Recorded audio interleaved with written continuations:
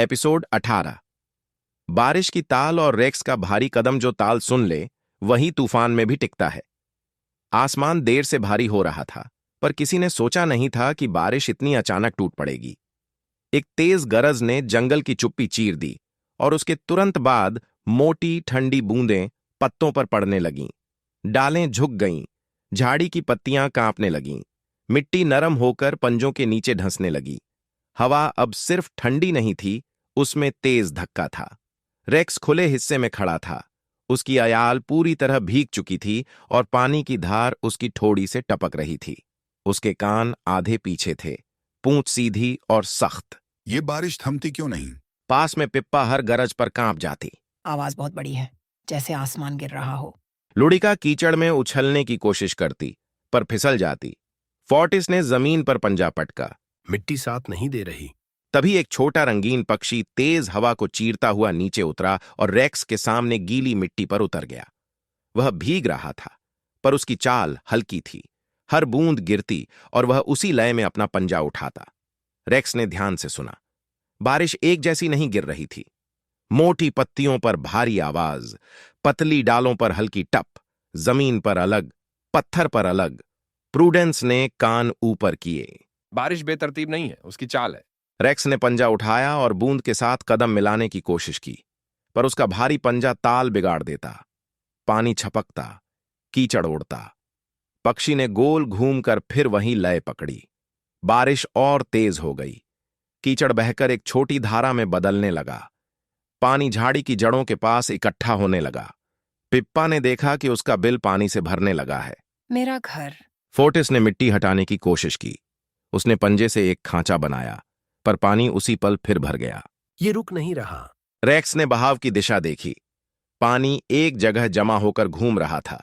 Racks ने भारी लकड़ी खींचकर पानी के सामने रखी। सोचा पानी मुड़ जाएगा, पर तेज बहाव ने लकड़ी को हिला दिया।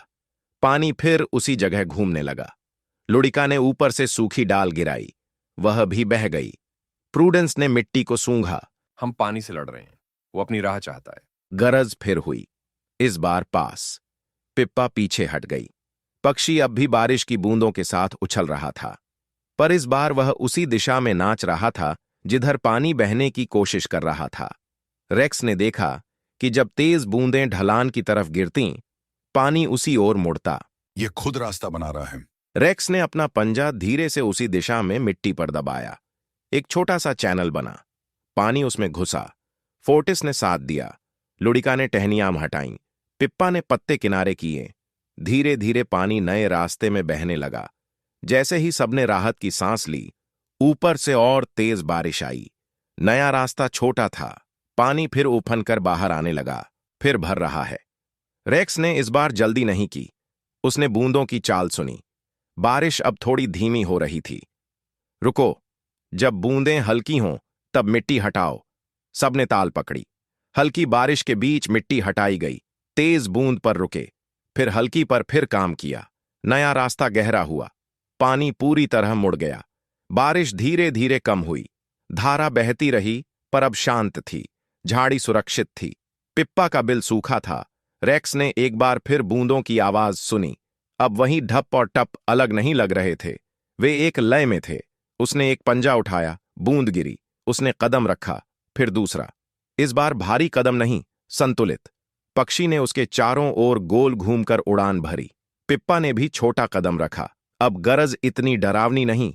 आसमान हल्का हुआ, बादल दूर सरक गए।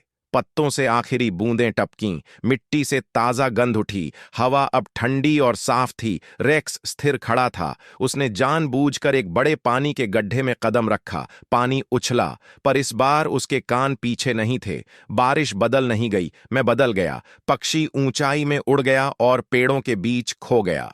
सीख, जो ताल सुन ले वही तूफान में भी टिकता है। उन्हें लगा बारिश सिर्फ पानी है, पर अगली बार हवा अपनी ताल लाएगी।